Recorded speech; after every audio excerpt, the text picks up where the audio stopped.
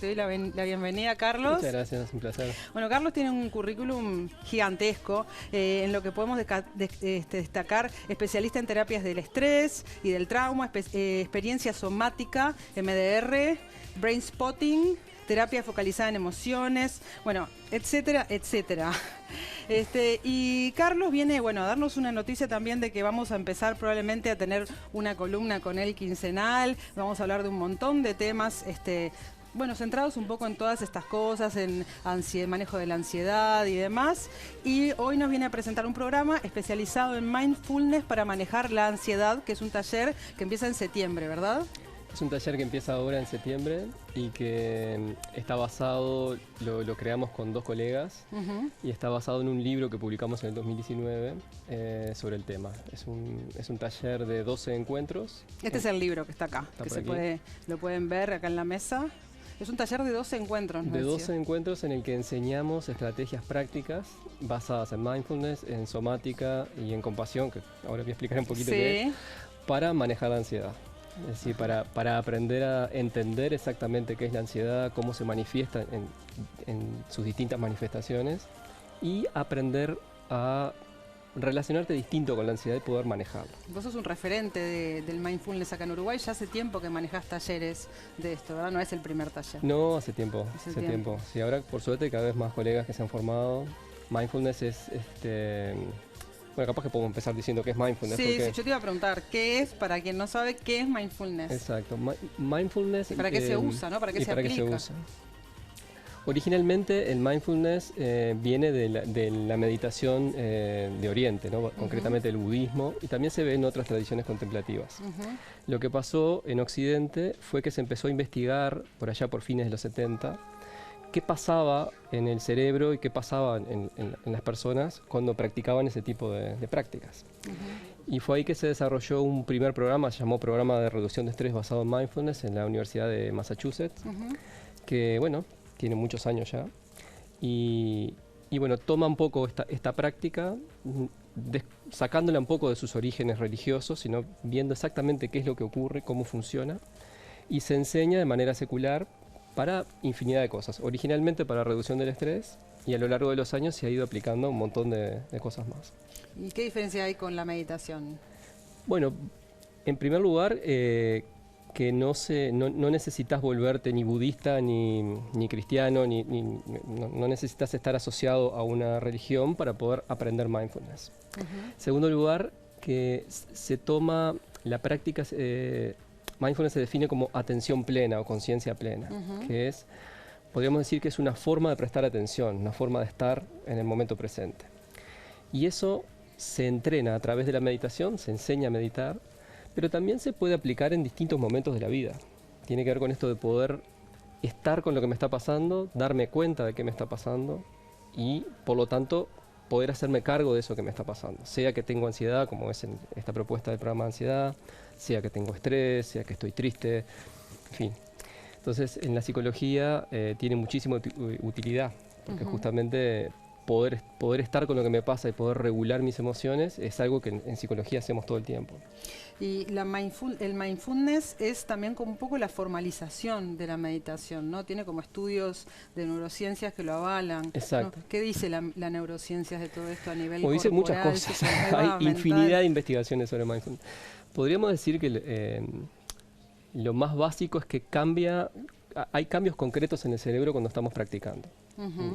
El cambio más importante en lo que respecta al manejo de las emociones es que cuando estamos practicando hay más activación en las zonas frontales del cerebro, que es la parte nuestra donde somos conscientes, donde estamos presentes y donde tenemos acceso a las funciones más desarrolladas del ser humano, a la reflexión, a la tolerancia, a la empatía, y que se calma la respuesta de estrés, esto que se dispara más en la parte límbica del cerebro, ¿no? Las amígdalas cerebrales, no las de la garganta, las del cerebro, que es... sí, que mucha gente escucha amígdala y confunden con las otras. Sí.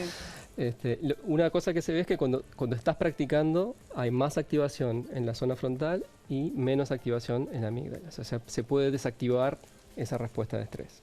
Eso tiene un montón de beneficios también a nivel orgánico, no solamente psicológico, ¿no? Y emocional. Exacto. Sí, sabemos que el estrés está detrás de un montón de patologías. Sí, cada vez, a veces se dice, ay, pero cualquier cosa es estrés, antes ibas al médico y como que se subestimaba un poco todo esto de la meditación, y ahora es como que todo es estrés, ¿no? Sí. Bueno, es que vivimos épocas muy estresantes, ¿no? Sí. Sí. Y también a lo largo de los años la neurociencia y la medicina han venido como investigando y viendo esa relación que hay entre las emociones, la mente, el cerebro y el cuerpo, ¿no? Hoy se habla mucho del eje corazón-cerebro, eje intestino-cerebro, y sabemos exactamente qué pasa y cómo es que están conectados, ¿no? Cómo de repente cuando estamos nerviosos, las tripas se aprietan, Sí, ¿no? sí. O cuando alguien nos dice algo que nos duele, es como si te clavaran un puñal en el corazón. Exacto. Todo eso tiene explicación, hay vías neurales, sabemos cómo funciona. Entonces, Claro. esas cosas que antes por ahí se veían como más esotéricas, bueno, hoy sabemos cómo funciona y bueno, por eso es que estas cosas se están enseñando ahora. Claro, cada vez se entiende que tenía realmente un sentido, ¿no? Aplicable a la vida cotidiana y a la vida actual, al momento de hoy en día. Es como, está un poco adaptado también el mindfulness, me imagino, como las prácticas que hacen ustedes, cómo son y cómo se podrían aplicar al día a día si una persona de repente no quiere o no tiene tiempo de repente de hacer la práctica como como la tienen ustedes estructurada, de sentarse en silencio, de repente aplicarla a cómo tomo el agua, cómo camino, o sea, incorporarla en mi día a día. Podríamos decir que, como te decía antes, que la práctica esencial de mindfulness es estar presente, ¿no? Por ahí que está mirando dice estar presente, y yo estoy presente, ¿qué es eso, no? Pero la verdad es que pocas veces estamos realmente presentes donde estamos, ¿no? Nuestra mente está siempre con una actividad que la neurociencia le llama red por defecto. Vendría a ser como si te hicieran un mapeo cerebral, cuando no estás haciendo nada, estás haciendo un montón de cosas, ¿no? Como un arbolito de Navidad prendido ahí, que siempre estamos pensando. Entonces, muchos de esos pensamientos nos ayudan, otros no. Claro. Percibiendo, sintiendo, recordando, asociando, ¿no? Hasta ahí todo bien, pero a veces estamos rumiando, ¿no? Sobre cosas que pasaron, volviéndolas a traer, ¿no? Mucho de la ansiedad tiene que ver con eso, ¿no? Me pasó algo, me afectó, ya pasó la situación, pero yo sigo trayendo la situación en mi mente, sigo rumiando con eso, y por esa conexión que hay con el cuerpo que te decía antes, cuando yo estoy rumiando con algo que pasó, me estoy activando de vuelta, estoy disparando de vuelta en la emoción. Entonces, poder darme cuenta de qué me está pasando, darme cuenta de qué estoy haciendo, poder traer la mente al momento presente, soltar lo que ya no está pasando ahora, dejar de preocuparme por lo que todavía no ocurrió, traerme al momento presente, eso me ayuda a regularme. Y esa es la esencia de la práctica de mindfulness. Es prestar atención al momento presente también con una actitud especial, que es una actitud de aceptación, de compasión, ¿no? Las personas que tienen ansiedad, que un poco es lo que tú comentabas antes del libro y del programa, muchas personas que tienen ataques de pánico, por ejemplo, o ansiedad, están todo el tiempo prestando atención a su cuerpo, por ejemplo, ¿no? Pero la forma en la que prestan atención es una forma vigilante, están como preocupados, ¿no? Porque están sintiendo alguna sensación, se preocupan de si no le va a venir un ataque de pánico. Donde pones el foco como que amplificás un poco el sentir, ¿no? Exacto. Y también la forma en que prestas atención. Estás como focalizada, enfocada, y se genera este bucle donde tengo una sensación, me preocupo, ¿qué voy a hacer ahora? Estoy solo, y si me viene y no tengo a dónde ir. Y esos pensamientos que no tienen que ver con lo que está pasando ahora, sino con lo que puede pasar después, me activan más. Entonces entro en un bucle ahí, en un ciclo, que bueno, muchas veces termina generando el ataque de pánico. Escúchame, vos fuiste psicólogo del Centro Diurno para Personas en Situación de Calle para Tratamiento Psiquiátrico. Hace tiempo, sí. Hace mucho tiempo, sí, pero yo estuve investigándote un poco. En estos casos tan extremos, ¿se pueden aplicar estas herramientas? ¿Cómo haces? Y es un poco más difícil. Justo estaba leyendo un mail que me llegó de un colega español que tiene un programa de mindfulness para personas sin techo, como le dicen ellos. Yo realmente no sé cómo lo hacen, pero es más difícil. Me imagino que no debe ser fácil, pero me parece súper interesante. Sí, mindfulness también, de alguna manera, esto que yo te decía, de estar presente conmigo mismo con una actitud especial.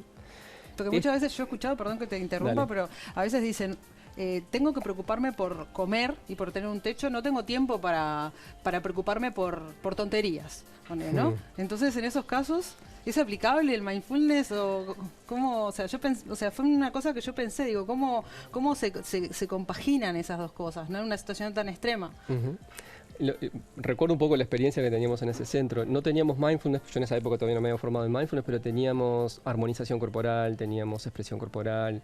Había un montón de talleres que brindábamos justamente para ayudar a esas personas que estaban en una situación extrema, situación vital extrema, imagínate, Sí. no cualquiera queda en la calle, y después viviendo en la calle, a poder sentirse mejor y poder recuperar hábitos que les permitieran volver a reinsertarse. Era todo un programa bastante más completo, sí. ¿no? Pero una de las cosas que ayuda es no estar solo, sentirse acompañado, Claro. estar en comunidad. Claro. Eso es muy importante para nosotros, somos mamíferos y necesitamos la conexión. Sí. Cuando alguien nos escucha, cuando estamos en un ambiente donde nos sentimos bien recibidos, naturalmente nos regulamos. Claro. La práctica de mindfulness es intentar hacer eso conmigo mismo. Yo me acompaño a mí mismo, aprendo a hacerlo de una manera que me calma. Claro. ¿No? Yo generalmente, si me estoy sintiendo incómodo, naturalmente quiero evitar esa sensación. Claro. Entonces, vamos de a poquito aprendiendo a calmar el cuerpo para poder estar con eso, poder darme cuenta qué me pasa y poderlo transformar. Entonces es como un contacto profundo, digamos, con uno mismo, como el que podríamos tener con otro amigo, con otra persona, Claro. con uno mismo. Claro, y se conecta, o sea, como que conectás con momentos buenos, con vivencias buenas, y eso también es como un círculo vicioso o virtuoso, ¿no? Virtuoso, Que te en este caso. Exacto, en este caso Claro. virtuoso. Exacto, Claro, es como exacto. salir del vicioso y entrar en el virtuoso. Y Sí. una pregunta con respecto a los niños, ¿no? Porque en otros países en la educación está como ya muy integrado el tema de Sí. mindfulness, de yoga, etcétera. Acá en la educación, ¿en qué punto estamos? Acá de a poquito hay cada vez más. Junto con una colega nosotros hicimos un entrenamiento hace unos años a todo el equipo de un colegio grande de acá de Uruguay, que estuvo muy bueno, y ellos después de a poquito lo fueron integrando a la currícula. Y sé de otros colegas que trabajan con niños que de a poquito se va insertando.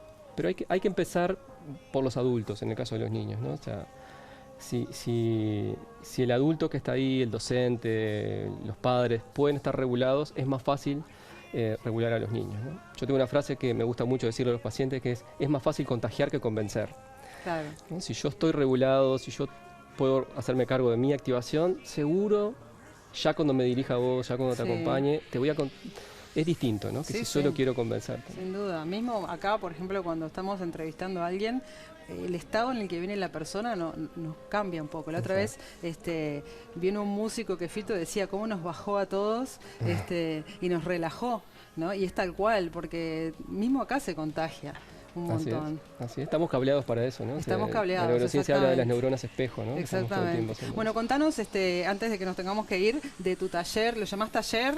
Se llama Programa Mindfulness para el Programa. manejo de la ansiedad. Son 12 encuentros. Ujú. Van a haber 2 opciones, los sábados online y los martes online y presencial. Se puede participar de cualquiera de las 2 formas. Ahí están en pantalla los datos para quien se quiera acercar, para quien se quiera inscribir. Y bueno, es un grupo, vamos de a poquito, dando mucha información, está basado en nuestro libro, mucha información sobre cómo funciona la ansiedad, qué es la ansiedad, y de a poquito vamos incluyendo un abordaje de la ansiedad que aborda 3 aspectos de la ansiedad. No solo los pensamientos, sino también las emociones, lo que yo me digo a mí mismo, porque muchas veces lo que me digo a mí mismo me genera más ansiedad, sobre todo los pensamientos autocríticos, ¿no? El crítico interior. Ahí trabajamos mucho con prácticas de compasión. Y también trabajando directamente con el cuerpo, porque lo que vimos fue que mindfulness es muy bueno para el manejo del estrés, pero personas con mucha ansiedad no podían hacer mindfulness tradicional. Esto de sentarse a meditar era una buena idea, pero Claro. quien está con mucha ansiedad no lo puede hacer. Sí, sí. Entonces, todo este programa es una adaptación de los programas tradicionales de mindfulness para personas con ansiedad. Entonces, vamos Ajá. de a poquito, aprendiendo a calmar el cuerpo, y de a poco vamos introduciendo estas prácticas. Eso está bueno porque hay mucha gente que dice, me pone más nervioso, meditar me pone más Exacto. nervioso. Porque claro, vienen con una carga de lo que es la vida actual y no se puede adaptar a la meditación de la gente que estaba, los monjes que estaban, o sea, que llevaban Exacto. una vida completamente diferente. Entonces está bueno que sea adaptada, justamente como vos decís, a personas con ansiedad, que todos tenemos ansiedad. Exacto. ¿Quién Necesito no tiene moverme, ansiedad? ¿no? También Claro, necesito moverme sí. de determinada forma antes. Después podré ver qué me pasa en el cuerpo, Exacto. seguir la respiración. Bueno, Carlos, toda la gente que se quiere apuntar, que se quiere acercar, ya tuvo en pantallas toda la información. Un placer, la sido un verdad, me placer. encantó hablar contigo. Nos vamos a ver en breves. Y ahora le vamos a dar paso a Fito, que se está acercando Voy acá. a saludar al profesor, al maestro. Me voy a robar el libro. Ah. Porque todo lo que describió es lo que necesito. Uy, uy, Tengo uy. que leerlo, memorizarlo y aplicar. No, divino, divino, Somos divino. dos. Lo único que le agregaría es como que con la neurociencia y con todos los avances que tenemos, estamos confirmando todo lo que los orientales Exacto. nos vienen diciendo hace Sin duda, muchas cosas. miles de años. ¿no? Exactamente, Sí. claro, Sí, exactamente. señor. Gracias. Bueno, amigos, de esta manera nos vamos con Fito y con Julio, que a ver, ¿en qué andan ustedes dos?